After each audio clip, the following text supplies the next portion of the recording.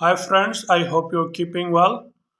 इस वीडियो में हम रिलेटिव क्लॉज की करेक्शन सीखेंगे और देखेंगे कि रिलेटिव क्लॉज का एरर कैसे आता है ताकि हम उसे दुरुस्त कर सकें।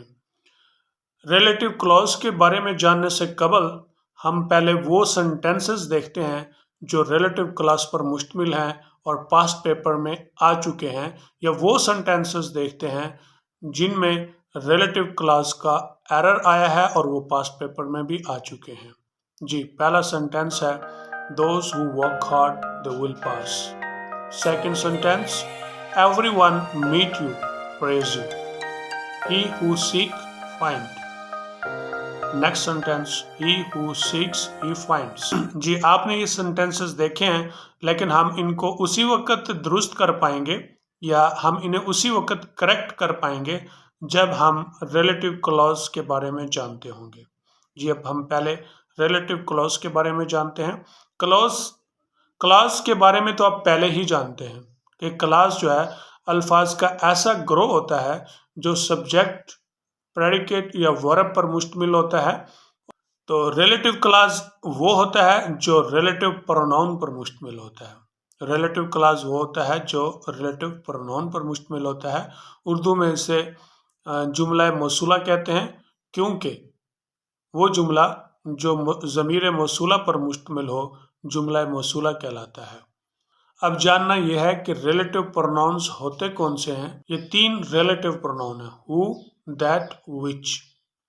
अगर हम इनके केसेस के साथ देखें, who, whom, whose, that, that का पोजेसिव केस नहीं होता, दैट का पोजेसिव केस नहीं होता। और अगला है विच, विच का भी पोजेसिव केस नहीं होता। इसलिए आप ऑफ विच की जगह हुज इस्तेमाल कर सकते हैं, खा वो आप चीज़ों के लिए इस्तेमाल कर रहे हो, खा वो आप पर्सन्स के लिए इस्तेमाल कर रहे हो। ये बात नोट कर लीजिएगा कि ऑफ विच की जगह हुज लगाना ज़्यादा बेहतर होता है। तो आप रिलेटिव प्रोनाउंस के बारे में जान चुके हैं। अब हम एक मिसाल से समझते हैं। The boy who works hard passes. Who works hard ये रिलेटिव प्रोनाउन है।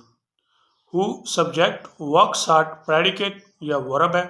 तो इस लिहाज से ये क्लॉज है, और ये कौन सा क्लॉज है? रिलेटिव क्लॉज है, क्योंकि इसके अंदर रिलेटिव प्रोनाउन आया है हु। रिलेटिव क्लॉजेस दो किस्म के होते हैं, डिफाइनिंग रिलेटिव क्लॉज और नॉन डिफाइनिंग रिलेटिव क्लॉज। फिर एक मिसाल लेते हैं।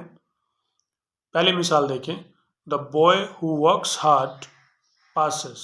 आपने इस सेंटेंस में देखा हमने कोई कॉमास वगैरह नहीं इस्तेमाल किया। अब दूसरा सेंटेंस देखिए, the boy who works hard passes.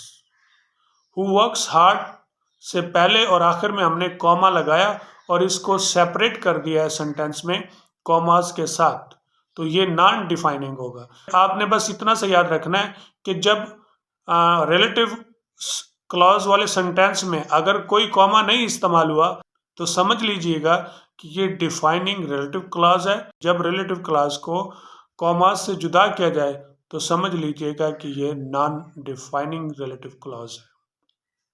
अब इनमें फ़र्क क्या है? एक कॉमास के बगैर है और एक कॉमास के साथ है, तो इन दोनों सेंटेंस में क्या फ़र्क है? क्या कोई फ़र्क हो सकता है? जी, इनमें बहुत बड़ा फ़र्क है। वो फ़र्क भी समझ लीजिएगा कि the boy who works hard passes बगैर कॉमास के है। इसका मतलब है कि बहुत सारे लड़के हैं, उनमें से सिर्फ एक लड़का मेहनत कर रहा है और वही पास होगा। दूसरा सेंटेंस है the boy who works hard passes. इसमें हु वर्क्स हार्ड जो रिलेटिव क्लॉज है उसको हमने कॉमास से जुदा कर दिया है।